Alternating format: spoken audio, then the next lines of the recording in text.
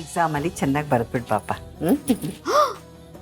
ಅಬ್ಬಬ್ಬಬ್ಬಬ್ಬಬ್ಬಬ್ಬ ಏನತ್ಗೆ ನೆನ್ನೆ ತನಕ ಬಿರುಗಾಳಿ ತರ ಇದ್ದವರು ಇವತ್ತು ತಂಗಾಳಿ ತರ ಮಗನ್ಗೆ ಆರತಿ ಕೊಡ್ತಾ ಇದ್ದೀರಾ? ಕಾರಣ ಏನು ಅಂತ ಕೇಳಬಹುದಾ? ಅದು ಸುಮ್ಮನೆ ಇದೆ. ಬೆಳಗಾಗೆದ್ದು ಯಾರನ್ನಾದ್ರೂ ಈ ಮನೆಯಲ್ಲಿ ನೀನು ಕೆಡಕ್ಕೆ ಹೋದ್ರೆ ನಿನಗೆ ಸಮಾಧಾನನೇ ಇಲ್ಲ ಅಲ್ವಾ? ನಿನಗೆ ಮಾಡೋದು ಬೇರೆ ಏನೂ ಕೆಲಸ ಇಲ್ವೇನೆ? ನನಗೇನು ಕೆಲಸ ಇಲ್ಲ, ಅದಕ್ಕೆ ನಾನು ಇದನ್ನ ಕೇಳ್ತಾ ಇರೋದು. ಅಲ್ಲ ಅಣ್ಣ, ನೀನೇ ಹೇಳು. ಅದಕ್ಕೆ ನಿನ್ನೆ ತನಕ ಏನ್ ಹೇಳಿದ್ರು? ಈ ಮನೆಯಲ್ಲಿ ಪೂಜೆ ಮಾಡಂಗಿಲ್ಲ, ದೇವ್ರ ಮುಂದೆ ದೀಪ ಅಂತೂ ಹಚ್ಚಂಗೆ ಇಲ್ಲ ಅಂತ ಹೇಳಿದ್ರು ಇಲ್ವೋ? ಈಗ ನೋಡು, ಅವರೇ ಖುಷಿ ಖುಷಿಯಾಗಿ ದೇವ್ರಿಗೆ ಆರತಿ ಮಾಡಿ ಮಗನಿಗೆ ಕೊಡ್ತಾ ಇದ್ದಾರೆ. ಇದಕ್ಕೆ ಕಾರಣ ಏನು?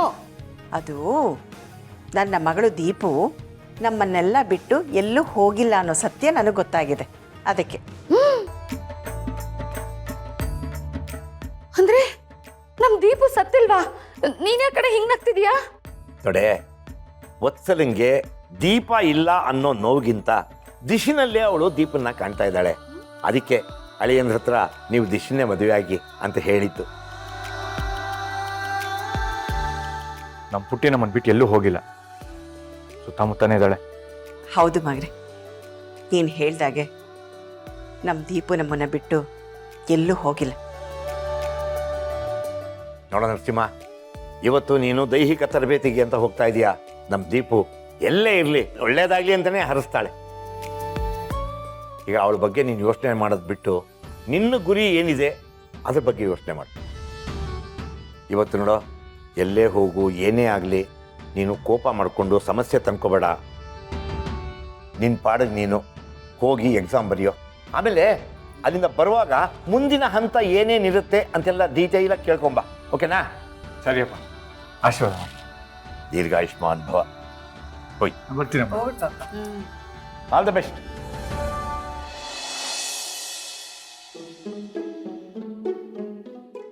ಯಾಕೆ ಚಿಕ್ಕ ಮಾವ ಟೆನ್ಷನ್ ಅಲ್ಲಿ ಇದ್ದೀರಾ? ಟೆನ್ಷನ್ ಅಲ್ಲಮ್ಮ, ಗಿಲ್ಟ್. ಗಿಲ್ಟ್? ಯಾಕೆ? ಅಂತ ತಪ್ಪು ಏನ್ ಮಾಡಿದೀರಾ? ಅದು ನೀನು ಚಿರುನ್ ಮದುವೆ ಆಗಕ್ಕೆ ಮುಂಚೆ ಆಫೀಸಲ್ಲಿ ನಿನ್ನ ಜೊತೆ ನಾನು ಕ್ಲೋಸ್ ಆಗಿ ಜೋಕ್ ಆಗಿದ್ನಲ್ಲ, ಅದು ಫ್ರೆಂಡ್ ಥರ. ಈಗ ನೀನು ಚಿರುನ್ ಮದುವೆ ಮಾಡ್ಕೊಂಡಿದ್ಯಾ, ಈಗ ಆಫೀಸನ್ನೆಲ್ಲ ಮನಸ್ಸಲ್ಲಿ ಇಟ್ಕೋಬೇಡಮ್ಮ. ನೀವು ಯಾವತ್ತೂ ನನ್ನ ಜೊತೆ ಮಿಸ್ಬಿಹೇವ್ ಮಾಡಿಲ್ಲ ಅಂದಮೇಲೆ ಯಾಕೆ ಇಷ್ಟೊಂದು ತಲೆ ಕೆಡಿಸ್ಕೊತಿದ್ದೀರಾ? ಅದು ಅಲ್ಲದೆ ನಾನು ಯಾವುದೂ ಮನ್ಸಿಗೆ ಹಾಕೊಂಡಿಲ್ಲ.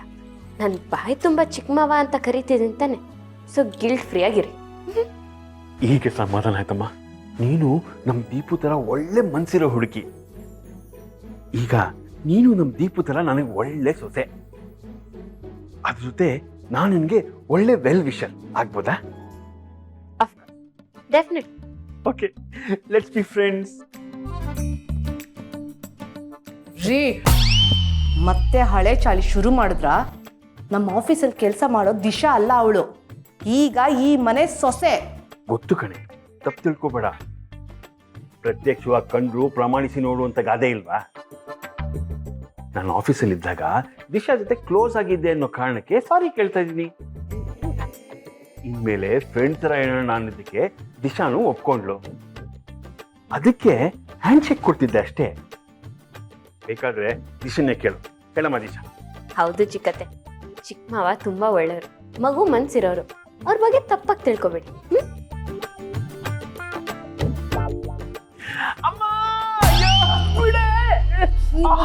ಕರೀರಿ, ಅವ್ರ ಮುಂದೆನೋ ನಿಮ್ ಬಂಡವಾಳ ಬಯಲ್ ಮಾಡ್ತೀನಿ. ಏನೇನು ಯಾವಾಗ್ಲೂ ತಪ್ಪು ತಿಳ್ಕೊಳ್ತಾ ಇರ್ತೀಯಲ್ಲ ನನ್ನ? ದಿಶಾನೇ ಹೇಳಿಲ್ವಾ ನಾನು ಎಷ್ಟು ಒಳ್ಳೆನು ಅಂತ? ಅವಳು ಹೇಳಿದ್ಮೇಲೂ ಅನುಮಾನನ? ಒಂಥರ ಊಸುರುವಳಿ ಇದ್ದ ಹಾಗೆ, ಯಾವಾಗ ಬೇಕಾದ್ರೂ ಬಣ್ಣ ಬದಲಾಯಿಸ್ತೀರಾ. ನನ್ ಬರೀ 2 ಕಣ್ಣಲ್ಲ 3 ಕಣ್ಣು ನಿಮ್ಮೇಲೆ ಇಟ್ಟಿರ್ತೀನಿ. ನೋಡೆ, ದಿಶಾ ಈ ಮನೆ ಸೊಸೆ ಆದ್ಮೇಲೆ ನನಗೆ ಮಗಳ ಸಮಾನ. ನೀನ್ ಏನೇನೋ ಅನ್ಕೋಬೇಡ, ಮೊದಲು ಗಂಡನ ಅರ್ಥ ಮಾಡ್ಕೊ.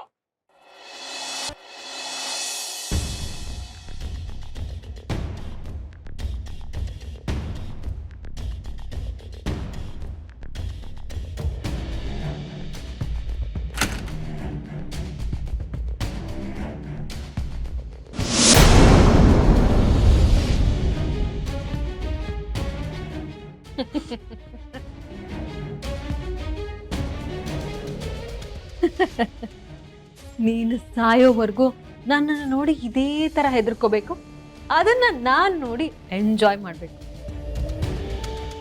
ಪ್ರತಿದಿನ ಈ ಚೇರ್ ಮೇಲೆ ಕೂತು ಮಾತಾಡಕ್ಕೆ ಆಗದೆ ಇರೋ ನೀನು ನಮ್ ಚಿರು ದಿಶನ ಮದ್ವೆ ಆಗೋಕೆ ಹೆಲ್ಪ್ ಮಾಡಿದ್ಯಾ. ನಿನ್ನ ನಾನು ಏನೋ ಅನ್ಕೊಂಡಿದ್ದೆ, ಆದ್ರೆ ನೀನು ಟ್ರಂಪ್ ಕಾರ್ಡ್ ತರ ಯೂಸ್ ಆದ. ದೀಪ ಚಿರು ಲೈಫಿಂದ ಹೋದ್ಲು, ದಿಶಾ ಬಂದ್ಲು. ಹೇ ಹುಚ್ಚಿ, ದೀಪನೇ ದಿಶಾ ಆಗಿ ನಿನ್ನನ್ನು ಸೋಲ್ಸೋಕೆ ಅಂತಾನೆ ಈ ಮನೆಗೆ ಬಂದಿದ್ದಾಳೆ. ಆ ಸತ್ಯ ಗೊತ್ತಿಲ್ಲದೆ ಏನೋ ಸಾಧಿಸಿದೆ ಅಂತ ಬೀಳ್ತಿದೆಯಲ್ಲ, ಇವತ್ತಲ್ಲ ನಾಳೆ ನನ್ನ ಸೊಸೆನೇ ನಿನಗೆ ತಕ್ಕ ಪಾಠ ಕಲಿಸ್ತಾಳೆ. ಯಾಕೋ ಮುದ್ಕನಾಗ್ತಾ ಇದ್ಯಾ?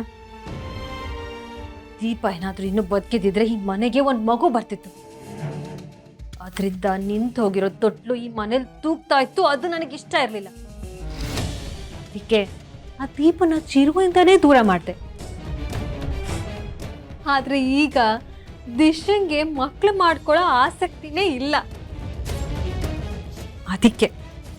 ಅದಕ್ಕೆ ನಾನು ದಿಶನ್ನ ಚಿರುಗೆ ಮದ್ವೆ ಮಾಡಿಸಿದ್ದೆ. ನನಗೆ ಮಕ್ಕಳು ಆಗ್ತಾ ಇರೋಕೆ ಕಾರಣ ಆಗಿರೋ ನಿನ್ನ ಮನೆಯವ್ರು ಯಾರಿಗೂ ಮಕ್ಕಳು ಆಗಬಾರ್ದು. ಈ ವಿಷಯದಲ್ಲಿ ಯಾವತ್ತಿದ್ರು ಈ ಸೌಂದರ್ಯನ ಗೆಲ್ಬೇಕು, ನಾನು ಅನ್ಕೊಂಡ ಹಾಗೆ ಆಗ್ಬೇಕು.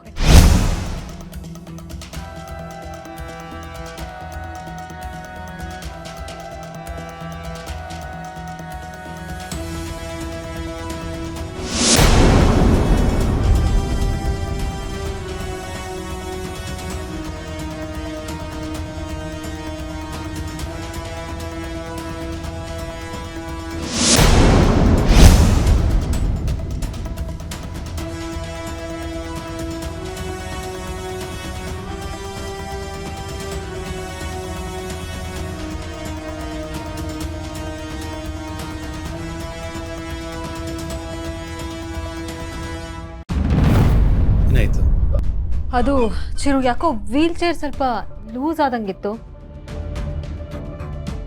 ಹೌದಾ? ಸರಿಯಾಗಿದೆಯಲ್ಲ? ಹಾ, ಚೆಕ್ ಮಾಡ್ತಿದ್ದೆ. ಎಲ್ಲ ನೀವು ಯಾಕೆ ಮಾಡಕ್ಕೆ ಹೋದ್ರಿ? ಕೆಲಸದವ್ರು ಯಾರಿಗಾರು ಹೇಳಿದರೆ ಸರಿ ಮಾಡಿಕೊಡ್ತಿದ್ರಲ್ಲ. ನಿಮ್ಗೆ ಅಪ್ಪನ ಮೇಲೆ ಎಷ್ಟು ಕಾಳಜಿ ಅದಕ್ಕೆ. ನಿಮ್ಮ ಬ್ಯುಸಿ ಸ್ಕೆಡ್ಯೂಲ್ ಮಧ್ಯೆನೂ ಅವ್ರನ್ನ ವಿಚಾರಿಸ್ಕೊಳಕ್ಕೆ ಬಂದಿದ್ದೀರಲ್ಲ. ಅಪ್ಪ, ಆಫೀಸ್ಗೆ ಹೊರಟಿದ್ದೀನಿ, ಹೋಗಿ ಬರ್ತೀನಿ. ಯಾಕಪ್ಪ ಗಾಬರಿ ಆಗಬೇಡಿ.